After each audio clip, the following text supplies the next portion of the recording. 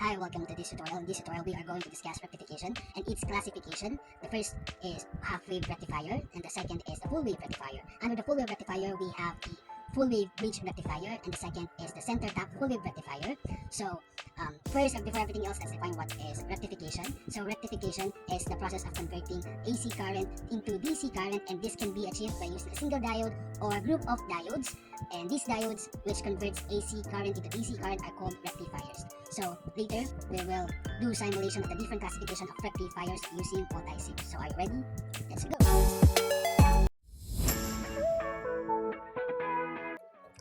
So now let's start first with the half-wave rectifier. So the first thing that we have to do is to insert an AC voltage here.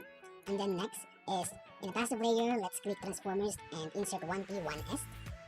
And then let's insert also one diode since it is a half-wave rectifier. And remember that half-wave rectifier converts AC voltage to DC voltage and only requires one diode to construct.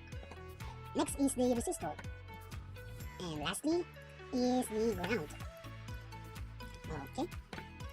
So let's connect all of these symbols and later we will measure the voltage that passes through this whole circuit.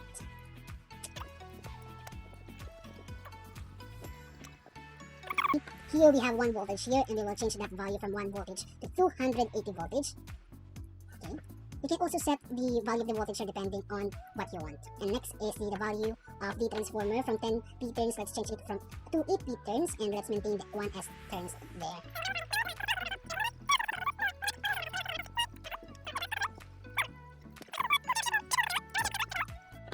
Okay, as you can see here, we have the maximum of 35 and let's change the minimum to negative 35 so that we can see the whole representation of the graph.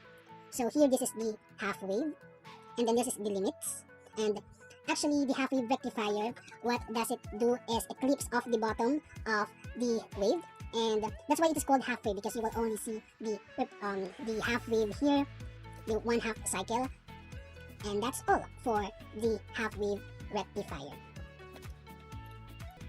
So now let's proceed to the second one, which is the full wave bridge rectifier. So the first thing that we have to do is to insert an AC voltage here, and then let's insert 4 diodes. Remember that the full wave bridge rectifier is a single phased rectifier that uses 4 individual rectifying diodes connected in a closed loop bridge configuration to produce the desired output. So we will connect all of this.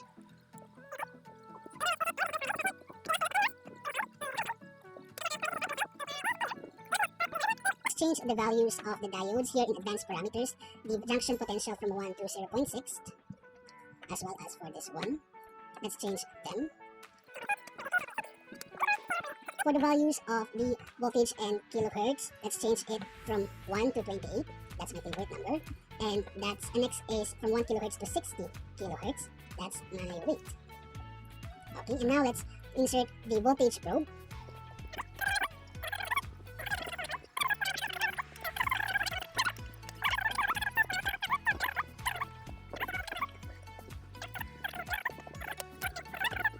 So as you can see, this green represents our input waveform and it has a peak value of 28 voltage, and we have a negative 28 or minus 28 voltage here. And for the blue, it represents the output waveform. We have a peak value of 26.5. So remember that in the 4 diodes labeled D1 to 4 are arranged in series pairs with only 2 diodes conducting current during each half cycle. So during the positive half cycle of the supply, diodes D2 and D3 conduct in series while diodes D4 and D1 are reverse biased and the current flows through the load. And during the negative half cycle of the supply, diodes D4 and D1 conduct in series, but diodes D2 and D3 switch off as they are now reverse biased. So that's all for the full wave bridge rectifier. So here we go to the second type of the full wave rectifier, which is the center tap full wave rectifier. So the first thing that we have to do is to insert the AC voltage. Remember that the center tap voltage rectifier is a type of rectifier which uses a center tap transformer and 2 diodes to convert the complete AC signal to the DC signal. So now let's insert a 1P, 1S with center tap, the transformer. Here we go, and 2 diodes. And next is the resistor, or the load resistance. And let's connect this AC source to the primary winding. That's what we call the primary winding, this part. And the secondary winding to the diode 1 going to for the voltage 280 voltage, and let's make it 2 kilohertz. And let's maintain the values for the diodes and the load resistance.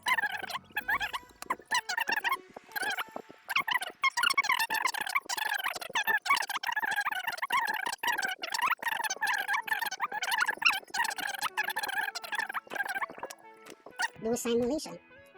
There you go. As you can see, that as we are zooming in, okay, let's try to click the single so that we will see it well. So this green is our input waveform, and this blue is our output waveform. And the peak value for the input waveform is 14 voltage, while for the output is 13.3. And that's it. As you observe, it's somehow looks like with the full wave bridge rectifier, right? So that's it for the center tap full wave rectifier.